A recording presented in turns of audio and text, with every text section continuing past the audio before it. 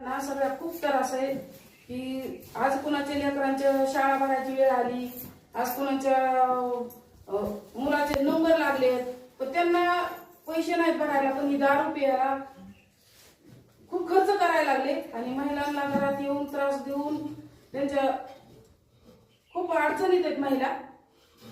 या विषयावर आमचे काहीतरी सरकारने दरकार घ्यावा. आम्ही पेपरला दिलं, पेपरला देऊन काही होत नाही. एक दिवस येऊन पकडून नेतात किंवा झाकाझाकी करतात, दुसऱ्या दिवशी काही नाही आहे तिथंच आहे. आमच्या गावची लेवल अशी ही 30 वर्षापासून लेवल चालूच आहे आणि किती जणांचे घर उद्ध्वस्त झालेत आणि किती जणांना आत्महत्या केल्यात आणि किती जणांना फाश्या घेतल्यात. ह्याची जर तुमच्या पुढे सगळ्या पुढे जर हे मांडायची लेखी जर मांडायची म्हणलं तर कमीत कमी ह्या 10 वर्षात आमच्या गावातले 25 तरी गेले असते दारू पिऊन. प्रशासनाला विनंती म्हणून आमची की आम्हाला सहकार्य करावं.